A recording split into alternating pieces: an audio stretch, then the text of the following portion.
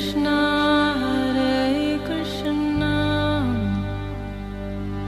Krishna Krishna Hare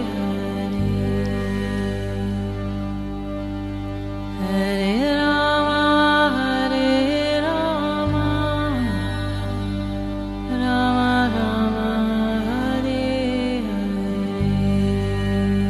radio Manav Rachna 107.8 FM सुन रहे हैं आप। मैं हूं शादाब, आपके साथ कार्यक्रम आत्मदर्शन में। और आज फिर हमारे साथ स्टूडियो में मौजूद हैं राग लेखा दासी जी, चरण आश्रित श्री श्री मद भक्ति वेदांत नारायण गोस्वामी महाराज जी की शिष्य। राग लेखा दासी जी, आपका बहुत बहुत स्वागत है रेडियो मानव रचना 107.8 में। हरे कृष्ण। हम अपने पिछले कई सारे एपिसोड्स में बात कर चुके हैं वेणु गीत के बारे में, जिसका हमें अध्याय जो है वो देखने को मिलता है श्रीमद् भागवतम में जी। पिछले एपिसोड में हम श्लोक नंबर 12 के बारे में बात कर चुके हैं और इस बार श्लोक नंबर हम 13 और 14 के बारे में बात करने वाले हैं। तो जानना चाहेंगे कि वेणु गीत के बारे में शुरू करने से पहले जानना चाहेंगे थोड़ा सा वेणु गीत का हमें एक स्पष्ट रूप बताइए। जी जी।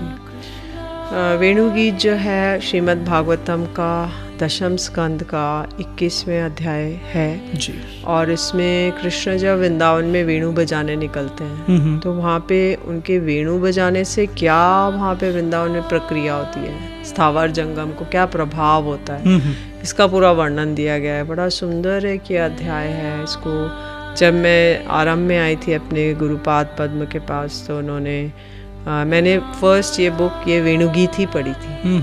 तो इसमें कृष्ण सब जो ब्रज गोपियां हैं वो अपने घरों में बैठी हैं, लेकिन वो मन ही मन में देख रही हैं, अपने कल्पना कर रही हैं कि कृष्ण ऐसे ऐसे गैया चराते चराते वृंदावन के फॉरेस्ट में जाएंगे और जब वो वेणु बजाएंगे, त्रिभंग ललित होकर वेणु की तान छेड़ेंगे, तो उस वेणु को सुनकर जितने भी वो हैं, जैसे कि मयूर हैं, वो पंख फैला के नृत्य करेंगे, हिरनी आकर उनको देखेगी अपलक दृष्टि से और उनकी पूजा करेगी, और मुनि जो वो हैं पक्षी हैं वो मुनि बन जाएंगे। जैसे पक्षी ची ची ची ची फ्लटर करते रहते हैं, लेकिन वो एकदम चुपचाप होके मुनि की तरह उस वेणु का गीत श्रवण करेंगे।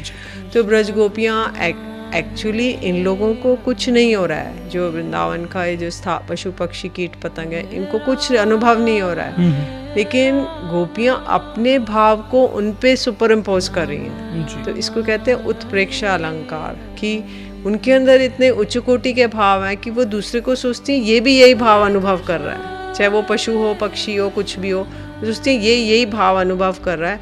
तो अपना सौभाग्य, अपने को सौभाग्यहीन मानती है, दूसरे को बड़ा सौभाग्यशाली मानती है। तो ये इसको कहते हैं उत्प्रेक्षा अलंकार। तो इसका अनुभव कर रही हैं और अपने को हाय हाय धिक्कार दे रही हैं कि हाय हाय हमने अगर ये वाला जन्म लेती, हम एक बादल का जन्म लेती या फिर हिरन का, गाय का और किसी का, तो कितना अच्छा होता। हमारा गोपी जन्म से अच्छा तो ये जन्म श्रेष्ठ है, क्योंकि इसमें कृष्ण के हम सानिध्य में रह सकते हैं। और इस गोपी जन्म में तो क्योंकि हमारे गुरुजन है, पति, सास ससुर और समाज है, तो उसमें हम लोग उनके निकट नहीं जा सकते। लेकिन ये लोग कितने सौभाग्यशाली हैं कि ये लोग स्वच्छंद गति से उनके साथ मिलन कर सकते हैं। तो इस चीज़ का उनको उनसे उनके सौभाग्य का वर्णन करती रहती हैं। तो अब श्लोक नंबर 13 में ब्रज गोपियाँ जो हैं गैया को और बछड़े को देख रही हैं।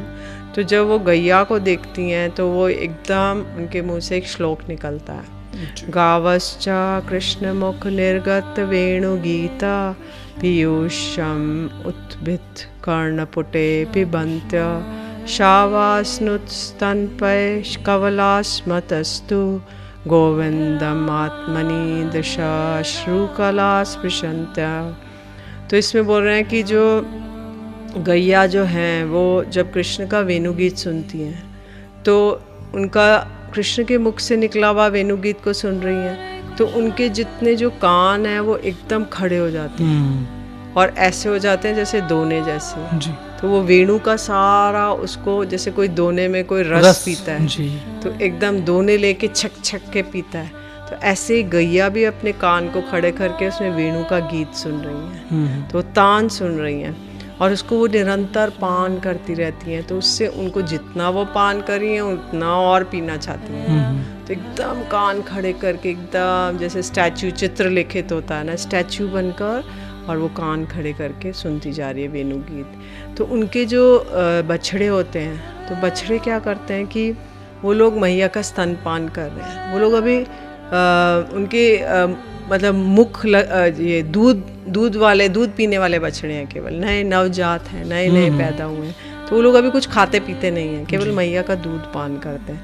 तो वो लोग क्या करते हैं कि मैया का दूध पान कर रहे हैं, तो जैसे ही वो वेणु सुनते हैं बछड़े, तो वो भी एकदम स्टैचू बन जाते हैं। तो वो उनके मुख में दूध भर जाता है, मैया का स्तन छोड़ देते हैं, उनके मुख में जो दूध होता है वो बस दूध भरा भरा रह जाता है, ना वो उसको बाहर निकाल सकते ना उसको अंदर ले सकते। एकदम स्टैचू बन के वो वेणु सुन रहे हैं। तो उससे क्या होता है कि जो गैया हैं वो लोग सोचती हैं कि उनके जो आंखों से अश्रुधारा बहने लगती है और उनके स्तन से निर्झर दूध की धारा बहती रहती है, क्योंकि वो इतना भाव विभोर हो जाती हैं कि उनके अंदर अष्ट सात्विक भाव आ जाते हैं। तो इसलिए और वो क्या करती हैं कि मन ही मन में गोविंद को देखती हैं और उनको अपने हृदय में ले जाकर उनको स्पर्श आलिंगन करती हैं। तो वो सोचती हैं कि अरे इतने सुंदर दर्शन, इतनी सुंदर वेणु हमने तो आज तक कभी नहीं सुनी है। तो मन ही मन में सब जो ब्रज गोपियाँ हैं वो सोचती हैं, ओहो ये कितनी गैया कितनी सौभाग्यशाली हैं और कितने ये बछड़े कितने सौभाग्यशाली हैं जो इतना निर्बाध गति से उनका दर्शन भी कर रही है, उनका वेणु भी सुन रही है। हम लोग तो घर में बैठी रह गई, ना तो हम वहाँ जा सकती, ना वेणु सुन सकती, ना उनके दर्शन कर सकती। तो ये लोग कितने सौभाग्यशाली हैं। तो ब्रज गोपियाँ घर घर में बैठकर और ऐसे कर रही हैं। तो इसलिए जो कृष्ण भी जब वेणु बजा रहे हैं तो अपनी दृष्टिपात करते हैं गैया और बछड़ा पे, तो उससे उनके आनंद के अश्रु बहने शुरू हो जाते हैं और उनके नयनों के द्वार अवरुद्ध हो जाते हैं और जड़ के भांति वो स्टैचू के जैसे बन जाती हैं। तो इतना वो हो जाती हैं कि उनको अपने शरीर की सुध बुध नहीं रहती, तो बस वो ऐसे ही खड़ी रह जाती हैं। तो इसलिए ब्रज गोपियाँ जो हैं वृंदावन के स्थावर जंगम का ऐसा सौभाग्य देखकर बड़े प्रेम से उनके दर्शन कर रही हैं, मनी कल्पना कर रही हैं। एक्चुअल में वो प्रेजेंट नहीं है वहाँ, लेकिन उनके बारे में सोच रही हैं, उनके बारे में सोच रही हैं और आनंद विभोर हो रही हैं, आत्म विभोर हो रही हैं। तो बोल रहे हैं कि ये गैया बछड़े हमारा जीवन तो व्यर्थ है और इनका जीवन करोड़ों गुना श्रेष्ठ है हमसे, और अगर ये जो हमारा देह है ये तो बोझे के जैसे है और निष्फल है, कोई लाभ ही नहीं है। ऐसे इतने बोझे जैसे जीवन को जीने का कोई भी लाभ नहीं है। तो हे विधाता, हमारा ये जीवन गोपी जन त्याग, हम इसको त्याग दें और हमें गैया बछड़ा बन जाए, तो हम आनंद के साथ कृष्ण के साथ विहार करेंगे और उनका वेणु का गीत सुनेंगे। रेडियो मानव रचना 107.8 FM सुन रहे हैं आप। मैं हूं शादाब, आपके साथ कार्यक्रम आत्मदर्शन में, और आज हम बात कर रहे हैं वेणु गीत के बारे में, जहां पर गोपियां जो हैं वो कल्पना कर रही हैं, वो सोच रही हैं कि काश हम भी उन गाय की तरह होते, उन बछड़ों की तरह होते जो भगवान श्री कृष्ण के संदेह में रहते हैं, उनके साथ रहते हैं। करेंगे और भी कई सारी बातें, जानेंगे श्लोक नंबर 14 के बारे में आपसे छोटे से ब्रेक के बाद। सुनते रहिए रेडियो मानव रचना 107.8। मैं हूँ शादाब, आपके साथ कार्यक्रम आत्मदर्शन में। कृपा करके मुझको अपना लेना,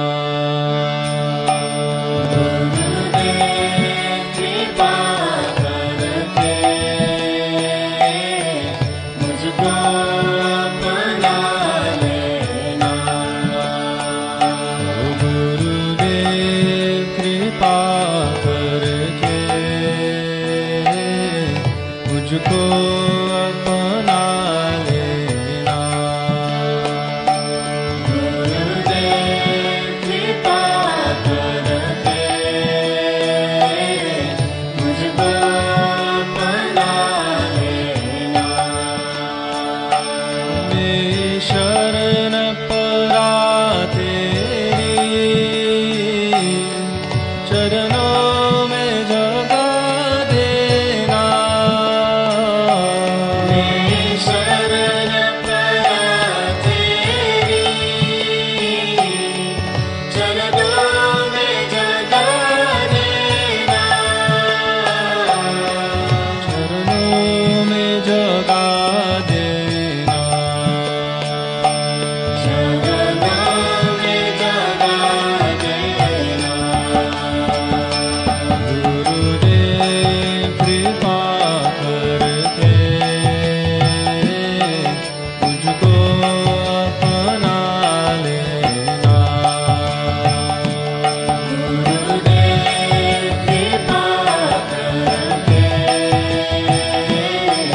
मुझको बना लेना। करुणा निधि नाम तेरा, करुणा बरसावो तू। करुणा निधि नाम तेरा, करुणा बरसावो तू।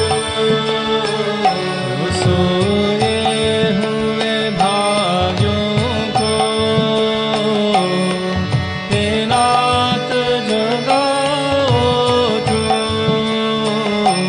सोए हुए भाग्यों को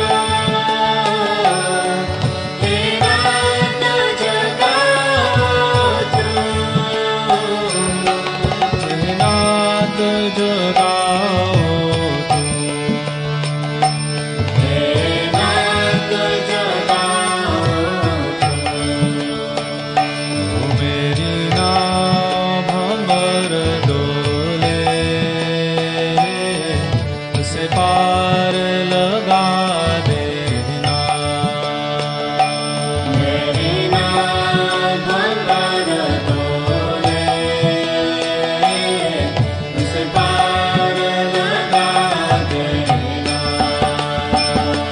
गुरुदेव कृपा करके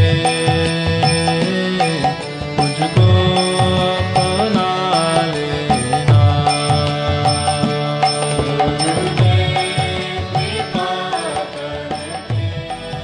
Hare Krishna,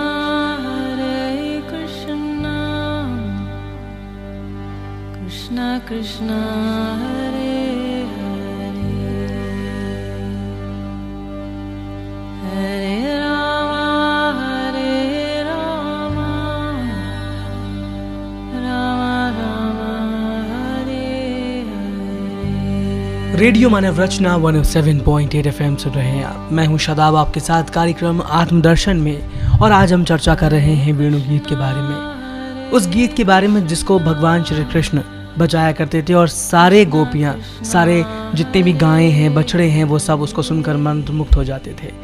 आज हम चर्चा कर रहे हैं वेणु गीत के विषय में, जिसका हमें सुनने को मिलता है श्रीमद् भागवतम में। अध्याय 21वें अध्याय के श्लोक नंबर 13 के विषय में हम जान चुके हैं, और अब चर्चा करने वाले हैं श्लोक नंबर 14 के बारे में। और इस पर चर्चा करने के लिए हमारे साथ स्टूडियो में मौजूद हैं रागलेखा दासी जी। रागलेखा दासी जी, आपका बहुत बहुत स्वागत है कार्यक्रम आत्मदर्शन में। हरे कृष्ण। ब्रेक पे जाने से पहले आप हमें बता चुकी हैं किस तरह से गोपियां जो हैं वो आत्मबोध कर रही हैं, आत्मचिंतन कर रही हैं, किस तरह से वो सोच रही हैं कि हमारा जीवन तो व्यर्थ है, क्योंकि हम भगवान को चाहते तो हैं लेकिन उनके समीप नहीं जा सकते। जानना चाहेंगे श्लोक नंबर 14 में आप हमें क्या बताने वाली हैं। श्लोक नंबर 14 वेणु गीत का जो है, ये पक्षियों की, वृंदावन के पक्षियों का सौभाग्य का वर्णन कर रही हैं ब्रज गोपियाँ। तो वो इसमें कहा गया है कि प्रायो बताम विहगा मुनियो वनस्मिन् कृष्णे क्षितं तदुत्तम कल्वेणुगीतम् आरुह्य ये द्रुम्बुजान् रुचिर्प्रवालान् शृण्वन्ति मिलितदृशो विगत अन्यवाचा। तो इसलिए बता रही हैं कि प्रायो बताम, अम्ब मीन्स अरी मैया, जैसे आपस में सखी सखी बात कर रही हैं, पर कभी कभी जैसे एक्सक्लेमेशन मार्क हो जाता है ना, ओ माँ, तो ऐसे वो बोल रही हैं प्रायो बताम, कि विहगा मुनियो बनस्मिन, कि ये जो पक्षी हैं वृंदावन के, ये मुनि बन गए हैं जी। तो ये वन में जाकर, वृंदावन के वन में मुनि बन गए हैं। तो इन्होंने क्या किया, पक्षियों ने जो पेड़ों पे बैठे हुए हैं, तो इन्होंने कृष्ण को देखा जी। कृष्ण वहाँ से जा रहे हैं वेणु बजाते बजाते, तो इन्होंने उनको देखा और उनकी वेणु सुनी। तो वेणु सुनकर ये लोग क्या कर रहे थे कि ये लोग जो पेड़ की शाखाएं हैं उस पे बैठते हैं, और ये लोग, इन्होंने क्या किया कि पेड़ की जो हरी हरी शाखाओं, पत्ते वाली शाखाएं थी, उस पे बैठ गए, जिससे इनको कोई ना देख सके। और आराम से इन्होंने नेत्र बंद कर लिए, नेत्र बंद करके और चुपचाप बिल्कुल मौन धारण करके विदाउट एनी मूवमेंट। कोई ये नहीं कि फ्लटर पंख हिला रहे हैं, ची ची चू चू बोल रहे हैं, कुछ भी नहीं, बोलना भी नहीं और कुछ हिलना भी नहीं, और बस चुपचाप ये वन में। क्योंकि मुनि लोग क्या करते हैं, वो 3 उनमें क्वालिटीज़ होती हैं। एक तो वन में वास करते हैं, फिर नेत्र बंद करके ध्यान लगाते हैं भगवान का, और वो एकदम निश्चल के जैसे बैठ जाते हैं, कुछ चेष्टा नहीं करते। तो ये मुनि, ये जो पक्षी हैं ये भी मुनि के जैसे हो गए हैं, क्योंकि एक तो ये वनवास कर रहे हैं, फिर इन्होंने नेत्र बंद कर लिया है, और ये निश्चेष्ट है। तो इसलिए इनके अंदर 3 असाधारण गुण दिए जा रहे हैं। तो ये लोग इस तरह से कृष्ण की जब वेणु बजती है तो शुक जो है, कोयल है और मयूर है। मयूर तो नृत्य करने लग जाता है, तो लेकिन ये जो हैं पक्षी हैं, ये लोग डालियों पे चुपचाप बैठ जाते हैं और अपने वृक्षादि के पत्र पुष्प वाले स्थान में चले जाते हैं, क्योंकि यदि ये वैसी डाली पे जाएंगे तो ये इतना भाव विभोर हो जाते हैं, आंख बंद कर लेते हैं कि ये गिर जाते हैं जी। तो इसलिए ये पत्ता वगैरह होगा तो उनको ही रक्षा कर सकेगा, तो इसलिए ऐसी डाली पे बैठते जिसमें पत्ता आदि हो। तो उसके ऊपर बैठ के आराम से स्तब्ध होकर ये उसका आस्वादन करते हैं वेणुनाद का। तो कहते हैं कि कृष्ण का रूप माधुरी और वेणु माधुरी, 2 तरह की माधुरी का आस्वादन कर रहे हैं। तो जैसे सनक सनातन आदि मुनि लोग हैं, ब्रह्मा जी के मानस पुत्र हैं जी, तो वो लोग भी कृष्ण का रूप माधुरी वेणु माधुरी आस्वादन करते हैं। तो ये ही लोग, गोपियाँ सोचती हैं कि शायद यही लोग पक्षी बन के आ गए हैं और इस तरह से ऐसे आकर कर रहे हैं। तो हो सकता है ऐसे हों, या फिर कोई गंधर्व हों, या फिर ये लोग पक्षी बनकर आ गए हों क्योंकि वो लोग सुनना चाहते हैं, उनका वो गान सुनना चाहते हैं। तो बेस्ट योनि है कि यही बनकर आ जाए। और कृष्ण का जो वेणुनाद है वो ऐसा है कि ब्रह्मलोक में भी उसको वैसा कोई गान नहीं कर सकता। जो अच्छे अच्छे गंधर्व हैं वो भी नहीं, वो लोग सोचते हैं कि अरे ऐसा, ये कौन सा सुर, कौन सा वो गा रहे हैं, कौन सी ताल है, कौन सी लय है, कौन सा सुर है, कौन सा राग है, वो इस चीज़ को अनुमान नहीं कर पाते क्योंकि उन्होंने कभी ऐसा सुना नहीं है। तो वो लोग भी एकदम स्तब्ध हो जाते हैं। तो जो ब्रह्मलोकवासी हैं, जो ब्रह्म समाधि में मग्न रहते हैं, सनक सनातन आदि, तो वो लोग भी इतना अच्छा आस्वादन नहीं कर सकते जितना जो वृंदावन में ये जो पक्षी हैं ये अपना जीवन को सार्थक कर रहे हैं और कृष्ण के नाम रूप गुण लीला बस इसी में अपना समय व्यतीत करते हैं। अन्य सब चीज़ों को इन्होंने बिसरा दिया है। तो गोपियाँ कह रही हैं कि हम लोग कितनी भाग्यहीना हैं और ये कितने सौभाग्यशाली हैं। और ये अगर हम पक्षी बन जाए ना, आज हम मर जाएं, पक्षी बन जाएं तो फिर हम भी भ्रमण करेंगे और इनका उनका रूप का आस्वादन करेंगे, उनका वेणु सुनेंगे और आराम से वहाँ पे पक्षी बन के रहेंगे। तो अब वो लोग पक्षी जीवन की कामना कर रही हैं, पर ये वास्तव में तो पक्षियों को कोई अनुभूति नहीं हो रही। इन लोगों की ये अपनी अनुभूतियों को उन पे सुपर इम्पोज कर रही हैं क्योंकि ये महाभाव स्वरूप हैं राधिका जी और गोपियाँ जी। तो वो लोग अपने, उनका इतना उच्च कोटि का भाव है कृष्ण के माधुर्य आस्वादन के लिए, उनके रूप के लिए, उनके वेणु के लिए, कि उस चीज़ को वो सुपर इम्पोज कर रही है दूसरों पे। तो इसलिए ये उनके मन में ऐसा भाव उदित हो रहा है। रेडियो मानव रचना 107.8 FM सुन रहे हैं आप। मैं हूँ शादाब, आपके साथ कार्यक्रम आत्मदर्शन में। अगर आप इस कार्यक्रम में हमें कोई अपनी राय देना चाहें, अपना कोई संदेश, अपना कोई सुझाव हम तक पहुंचाना चाहें, आप हमें SMS कर सकते हैं हमारे नंबर 8010781078 पर। आज हम चर्चा कर रहे हैं वेणु गीत के बारे में और इस पर चर्चा करने के लिए हमारे साथ स्टूडियो में मौजूद हैं राग लेखा दासी जी, चरण आश्रित श्री श्री मद भक्ति वेदांत नारायण गोस्वामी महाराज जी की शिष्या। यहाँ लेंगे एक छोटा सा ब्रेक और ब्रेक के बाद जारी रहेगा एक प्रोग्राम जिसका नाम है आत्मदर्शन। आप कहीं मत जाइए, सुनते रहिए रेडियो मानव रचना 107.8 FM। सुंदर लाला सचीर दुलाला नाचत श्री हरि कीर्तन में। सुंदर लाला सचीर दुलाला नाचत श्री हरि कीर्तन में। सुंदर लाला सचीर दुलाला नाचत श्री हरि कीर्तन में। सुंदर लाला सचीर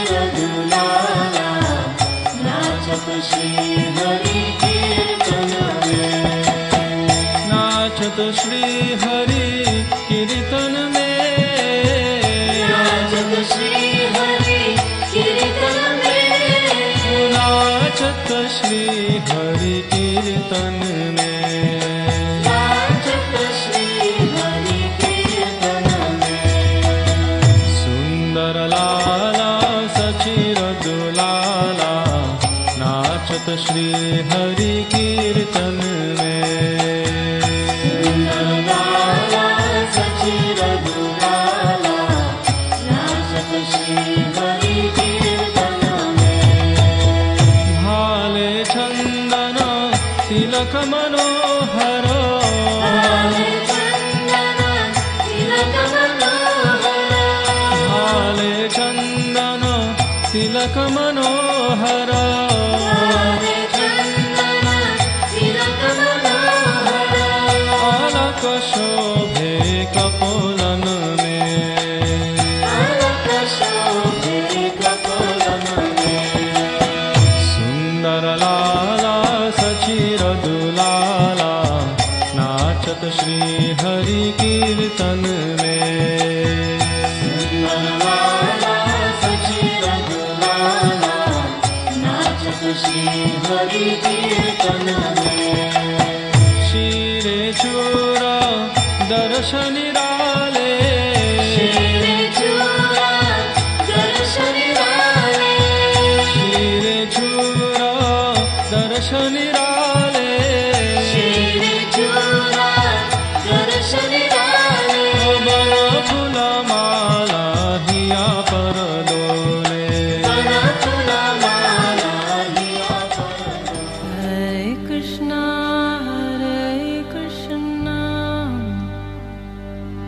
Krishna Krishna, Hare Hare, Hare Rama, Hare Rama, Rama Rama, Hare Hare। Radio Manav Rachna 107.8 FM सुन रहे हैं आप। मैं हूं शादाब आपके साथ कार्यक्रम आत्मदर्शन में, और आज हमारे साथ स्टूडियो में मौजूद हैं राग लेखा दासी जी। और आज हम चर्चा कर रहे हैं वेणु गीत के विषय में, जिस पर जो गोपियां हैं वो अपना आत्मचिंतन कर रही हैं, आत्मबोध कर रही हैं और सोच रही हैं क्यों ना काश अगले जन्म में हम इस जन्म को त्यागने के बाद, इस शरीर को त्यागने के बाद हम भी पक्षी बन जाएं, हम भी गाय या बछड़ा बन जाएं और भगवान के साथ रहकर इसका मजा लें। रागलेखा दासी जी, आपसे जानना चाहेंगे कि आज के वक्त में अगर हम आज के युग की बात करें तो अगर कोई आपको भगवान के तरफ ले जाता है, आपका रुझान करवाता है, आपको कहता है कि आप अपना थोड़ा सा ध्यान, अपना थोड़ा सा टाइम भगवान की भक्ति में लगाइए, तो लोग करने के लिए तैयार नहीं है। 100 जतन कर लेते हैं लेकिन भगवान की भक्ति नहीं करना चाहते। और कहीं ना कहीं इसका सबसे बड़ा कारण जो मुझे लगता है वो लगता है मन। कहते हैं मन को स्थिर करना, मन पर काबू पाना बहुत बड़ी बात है। तो मन पर किस तरह से काबू पाया जाए, किस तरह से भगवान का चिंतन किया जाए और किस तरह से प्रार्थना की जाए कि इस शरीर में, मानव शरीर में तो हम भगवान को नहीं याद कर पा रहे हैं, उसको नहीं समझ पा रहे हैं, तो हमारे आने वाला जो जन्म है उसमें हम भगवान के कितने करीब रहें ताकि हम उनका स्वादन कर सकें। देखिए शादाब भाई, कोई भी चीज़ अगर हमें कुछ करना है, कुछ खाना है, भोजन करना है जी, तो अगर भूख होगी तो हमें सूखी रोटी और अचार बहुत अच्छा लगेगा। लेकिन यदि हमें भूख नहीं है तो 56 भोग भी आ जाएंगे, रबड़ी, रसमलाई, कुछ भी, तो कहेंगे नहीं अभी नहीं, थोड़ी देर बाद खा लेंगे, है ना। तो ऐसे ही हमें भूख नहीं है, ये भगवान के लिए, भगवान के रुझान है, भूख नहीं है हमें, तो हमें सबसे पहले क्या करना होगा, एपिटाइजर्स लेने होंगे। जैसे बच्चे को, छोटे बच्चे को भूख नहीं लगती तो उसको माँ क्या करती है कि उसको कुछ भूख खुलने की दवा देती है ना। हो सकता है पेट में कीड़े हो सकता है कोई और कारण हो जिससे बालक को भूख नहीं लग रही है। तो ऐसे ही परमार्थ के लिए, भगवान के लिए, ईश्वर बढ़ने के लिए हमारे किसी भी प्रकार का कोई रुझान, क्रिया कुछ भी नहीं है। तो अब हमें क्या करना चाहिए कि मन तो है ही चंचल, मन को इस तरफ, क्योंकि देखिए अगर आत्मा प्रसन्न होगी तो हमारा तन ऑटोमेटिकली, हमारी प्रॉब्लम्स भी सॉल्व हो जाएंगी जी। तो और अगर हम इस तरह के कुछ इस तरह का वाक्य सुनेंगे तो हमारा मन अपने आप प्रसन्न हो जाएगा। मन मतलब आत्मा। तो अभी हमने मन और आत्मा को एक किया हुआ है। हम सोचते हैं मन ही आत्मा है और आत्मा ही मन है। जी जी। लेकिन वास्तव में दो अलग अलग चीज़ें हैं। मन जो है वो जड़ीय शरीर की एक वस्तु है, 24 जो शरीर ये 24 तत्वों का बना हुआ है, उसमें से मन एक प्रधान उसके अंदर एलिमेंट है। लेकिन जो आत्मा है वो चेतन है।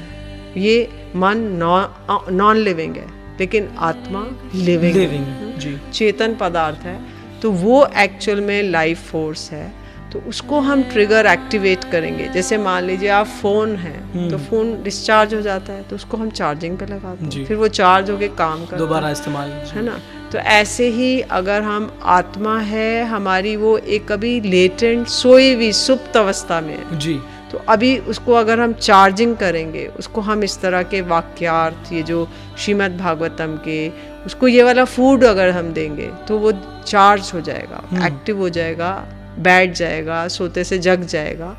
और फिर वो यदि वो जाग जाएगा तो हमारा शरीर के जितना भी जो वो मन है हमारा, वो आत्मा का एक नौकर है। तो आत्मा अभी जब मालिक सोया हुआ है तो आत्मा नौकर अपनी मनमानी करेगा।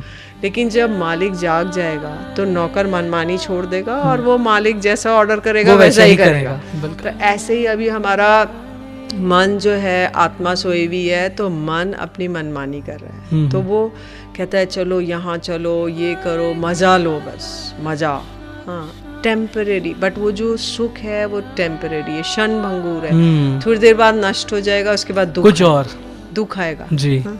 तो इसलिए हमें ये सोचना चाहिए कि इस टेम्परेरी चीज़ की और ना दौड़कर हम एक इटर्नल परमानेंट, जो पास्ट प्रेजेंट एंड फ्यूचर हमेशा हमारे साथ रहेगी, ऐसी एक इटर्नल नित्य वस्तु की ओर दौड़े जो सदैव हमारे साथ रहेगी। तो वो है आत्म तत्व बोध।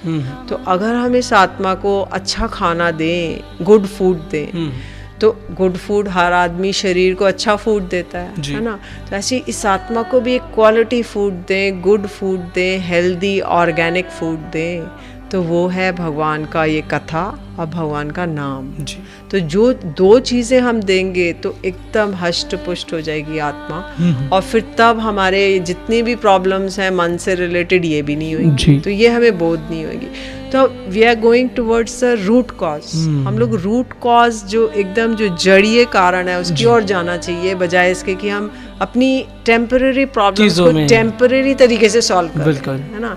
कि हमारा ये फ्लैट में ये हो गया, हमारा बच्चा ऐसे है, हमारी पत्नी ऐसे है, हमारा पति ऐसे है, हमारा रिश्तेदार ऐसे हैं, मेरे पड़ोसी ऐसे हैं, इस तरह की अनेक, हमारा कोई केस चल गया है, हमारा इसने हमें किसी भी परेशानी को कुछ भी ज्यादा बड़ा कर दिया है जी। उसको हम इतना मैग्नीफाइंग ग्लास लगा के इतना बड़ा चढ़ा कर देखते हैं कि वो हमारी लाइफ पे सुपर इम्पोज कर जाता है। बिल्कुल। तो यदि हमारा ये आत्मा प्रसन्न होगी तो मन ऑटोमेटिकली, उसकी कोई पावर नहीं है तो वो ऑटोमेटिकली प्रसन्न हो जाएगा। तो कहते हैं ना, क्योर टेक्स, एक होम्योपैथिक में है, cure takes place from inside out. मतलब अंदर की चीज की ओर कर दोगे तो बाहर अपने आप ठीक हो जाएगा। जैसे एक मान लो सड़े हुए केले हैं, तो उसको अगर आप, ये एक तरीका है कि सड़े हुए केले को लेके बाहर फेंक दिया जाए, और एक तरीका है सड़े हुए केले वहीं रहने दो और एक बास्केट ढक दो, टोकरी से ढक दो, तो केले दिखाई नहीं देंगे। तो अगर हमारा इतना कंटामिनेशन है मन का, तो हम उसको बस ढक दें, उसको और सप्लाई दें। वो जो वो कहेगा ये करो, ये खाना है, ये पीना है, यहाँ चलना है, वो करना है, उसको और देते जाएं, सप्लाई करते जाएं। तो सड़े हुए केले पे टोकरी ढकना है। लेकिन अगर हम उसको है सड़े हुए केले को बाहर फेंक दें, तो पूरा का कूड़ा बाहर फेंक दे, घर के बाहर, फिर हमारी क्लेंजिंग हो जाएगी। तो इसलिए हम ये cure takes place from inside out, अगर ये एक होम्योपैथिक का फॉर्मूला है। एलोपैथिक का है कि cure takes place from outside in, कि मतलब पैलिएशन कर दो, उसको बास्केट से दबा दो।